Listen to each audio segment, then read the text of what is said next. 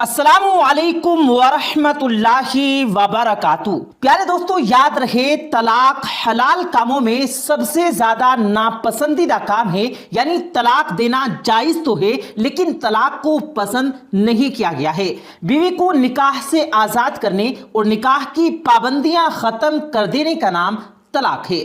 آج ہم آپ کو طلاق کا ایک ایسا عجیب و غریب واقعہ بتائیں گے جس کو سن کر آپ حیران ہو جائیں گے۔ اس ویڈیو کو لائک بھی آپ ضرور کر دیں اور اپنے دوستوں میں شیئر بھی ضرور کر دیں۔ اور پیارے دوستوں، ویڈیو میں آگے بڑھنے سے پہلے آپ لوگوں سے گزارش ہے کہ اگر آپ نے ہمارے اس یوٹیوب چینل کو سبسکرائب نہیں کیا تو سبسکرائب کر کے بیل آئیکن پر ضرور کلک کریں تاکہ ہماری تمام مزید اپلوڈ ہونے والی ویڈیوز کا نوٹیفیکیشن آپ کو بر وقت ملتا رہے۔ پیارے دوستو، ویڈیو میں بتائے گئے نام بدل کر آپ کے سامنے پیش کیے گئے ہیں۔ یہ واقعہ عمار نام کے ایک شخص کا ہے۔ عمار کہتا ہے کہ ایک بار صبح کا وقت تھا اور میں اپنی بیوی کے ساتھ ٹیبل پر بیٹھ کر ناشتہ کر رہا تھا۔ میں نے تو سوچ لیا تھا کہ میں اپنی بیوی کو ندا کے بارے میں بتا کر ہی رہوں گا۔ 3 مہینے سے ایک لڑکی جس کا نام ندا تھا وہ میری زندگی کا ایک اہم حصہ بن چکی تھی اور میں روزانہ اس کے ساتھ وقت گزارا کرتا تھا۔ میں ندا کے ساتھ کتنا خوش تھا، میں نے تو سوچ لیا تھا کہ میں اپنی بیوی کو طلاق دے دوں گا۔ کئی دنوں سے لگاتار کوششیں کر رہا تھا مگر کہہ نہیں پا رہا تھا، لیکن آج میں نے فیصلہ کر لیا کہ میں اپنی بیوی کو سب کچھ بتا دوں گا۔ میں بولا، بیگم بس میرا اور تمہارا ساتھ یہیں تک تھا، میں اب اور کسی کو دل سے پسند کرتا ہوں اور ہم دونوں شادی بھی کرنے جا رہے ہیں۔ میں تمہیں کچھ دنوں میں طلاق دے دوں گا۔ یہ سن کر میری بیوی دھیرے سے بولی تو میں نے کوئی جواب نہیں دیا۔ یہ دیکھ کر وہ غصے میں آ گئی اور کھانا چھوڑ کر اپنے اوپر والے کمرے میں چلی گئی۔ میں نے سوچا کہ میں نے بالکل ٹھیک فیصلہ کیا ہے۔ جس کے بعد میں اس لڑکی سے محبت کرتا تھا، اس کے گھر چلا گیا۔ شام کو میں گھر پر وکیل کو بھیج چکا تھا جس نے میری بیوی کو بتایا کہ طلاق کے بعد اس کے گھر کی مالکن وہ دوسری لڑکی ہوگی اور تمہارے شوہر کے کاروبار میں سے بھی تم کو اور تمہارے بچوں کو حصے دار سمجھا جائے گا اور حصہ بھی ملے گا۔ لیکن میری بیوی نے سب کچھ لینے سے انکار کر دیا۔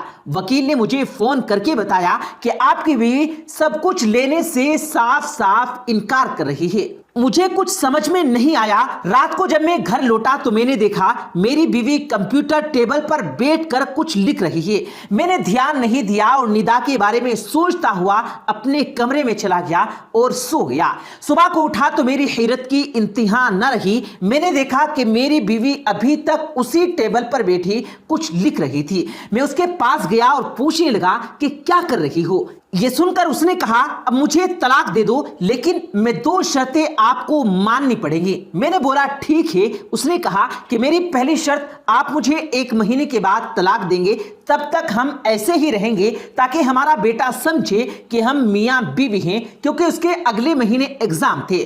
دوسری شرط، آپ روز صبح مجھے کمرے سے اسی طرح اٹھا کر ناشتے کی ٹیبل پر لے کر بٹھاؤ گے جیسے شادی کے پہلے دن لے کر آئے تھے۔ عمار کہتا ہے کہ یہ سن کر میں نے سوچا کہ کتنی پاگل ہے، میرے سے کوئی پیسہ، گھر، کاروبار بھی قبول نہیں کر رہی، اس کی ایسی شرطوں سے کیا فرق پڑ جاتا ہے۔ اس لیے میں نے اس کی بات مان لی اور اس کے بعد میں ندا کے بارے میں سوچنے لگا اور میں نے یہ سب کچھ ندا کو فون کر کے بتا دیا۔ یہ سن کر ندا بہت زیادہ ہنسنے لگی کہ تمہاری بیگم بیچاری سٹیا گئی ہے، یعنی پگلا گئی ہے۔ مجھے ندا کے اس طرح ہنسنے پر تھوڑا غصہ آیا۔ خیر، مہینے کا پہلا دن آیا تو میں نے صبح اپنی بیوی کو گود میں اٹھایا۔ مجھے عجیب لگ رہا تھا، ہنسی بھی آ رہی تھی۔ اتنے میں میرا بیٹا آ گیا۔ وہ خوشی سے تالیاں بجانے لگا۔ ہم لوگ ہنس پڑے۔ ٹیبل پر بیوی کو چھوڑا اور ناشتہ کیا۔ اس کے بعد بیٹا اسکول چلا گیا۔ میں اپنے آفس اور بیوی اپنے دفتر چلی گئی۔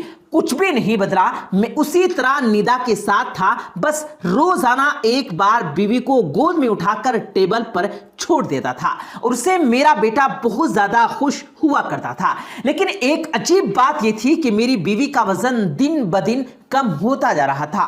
ایک دن میں نے اسے اٹھایا تو مجھے لگا کہ اسے بخار ہے۔ میں نے پہلی دفعہ اس کی حالت جب خراب دیکھی تو مجھے اپنے اوپر غصہ آیا کہ میں نے اس کی اتنی فکر کہیں نہیں کی جتنی مجھ کو کرنی چاہیے تھی۔ خیر، اگلے دن میں نے اس کو اٹھایا اور اس نے میرے گلے میں باہیں ڈالی تو مجھے اس پر بہت زیادہ پیار آ گیا۔ میں اس کی مہک کو اپنے اندر جذب کر رہا تھا۔ میرا بیٹا بھاگتا ہوا آیا۔ اس نے روز کا یہ کھیل بنایا ہوا تھا کہ صبح کو بھاگ کر آ جایا کرتا تھا اور کہتا تھا پاپا مما کو اٹھاؤ نا، اور پھر ناچتا کودتا رہتا تھا۔ میری ہر صبح پہلے سے بہتر ہونے لگی تھی۔ آخر وہ دن بھی آ پہنچا۔ میں نے اپنی بیوی کو اٹھایا اور ناشتے کی میز پر اتار دیا۔ اس نے کپڑے صحیح کیے اور ناشتہ کرنے لگی۔ میرا بیٹا اسی طرح ہنس کھیل رہا تھا اور وہ اسے ناشتہ کرا رہی تھی۔ میرا دل چاہا کہ کاش ساری عمر ایسے ہی گزر جائے۔ میں اسی وقت اٹھا اور ندا کے گھر نکل پڑا۔ ندا مجھے دیکھ کر بہت زیادہ خوش ہو گئی۔ میں نے ندا کو بتایا کہ سوری ندا، میں اپنی بیوی سے ابھی بھی بہت زیادہ پیار کرتا ہوں اور میں اسے کبھی بھی طلاق نہیں دے پاؤں گا۔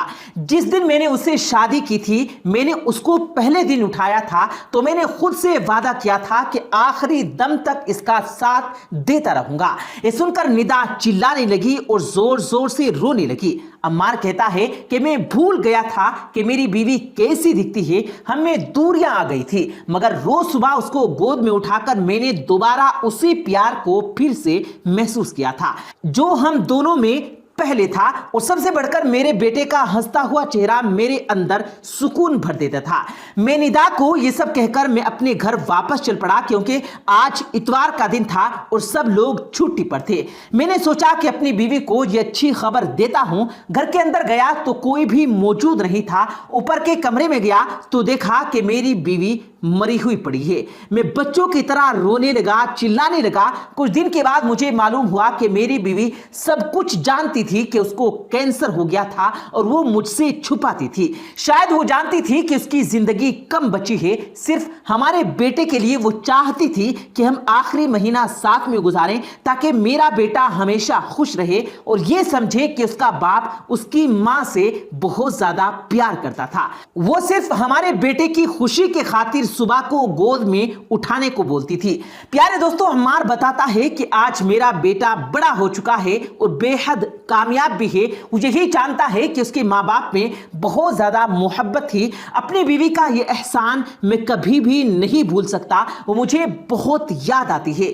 مکان، گاڑی، کپڑے، جوتے، یہ سب معمولی چیزیں ہیں۔ رشتوں کی قدر و قیمت اس سے بہت زیادہ ہے۔ مکان، پیسہ، دولت، گاڑی، بنگلہ، یہ سب کچھ خوشی تب دیتا ہے جب ان کو بانٹنے کے لیے گھر والے ساتھ ہوں۔ اور پیارے دوستو، جیتے جی اپنی قیمتی رشتوں کا خیال رکھیں۔ طلاق آسانی نہیں ہے۔ طلاق کا فیصلہ سوچ سمجھ کر کریں۔ اللہ پاک سے دعا ہے کہ اللہ تعالی ہم سب کو طلاق جیسے ناپسندیدہ عمل سے دور رکھے۔ آمین ثم آمین۔ پیارے دوستو، امید کرتے ہیں آپ کو آج کی ہماری یہ ویڈیو ضرور پسند آئی ہوگی۔ اگر آپ کو یہ ویڈیو پسند آیا ہو تو اس ویڈیو کو دل سے لائک کریں اور زیادہ سے زیادہ لوگوں تک اس ویڈیو کو ثواب کی نیت سے شیئر کریں، اور اس ویڈیو کے بارے میں آپ کی کیا رائے ہے کمنٹ سیکشن میں اپنی رائے کا اظہار ضرور دیں، اور مزید اسی طرح کی روز کی ویڈیو پانے کے لیے ہمارے چینل کو ضرور سبسکرائب کریں۔ ملتے ہیں پھر ایک نئی ویڈیو کے ساتھ، تب تک کے لیے اللہ حافظ۔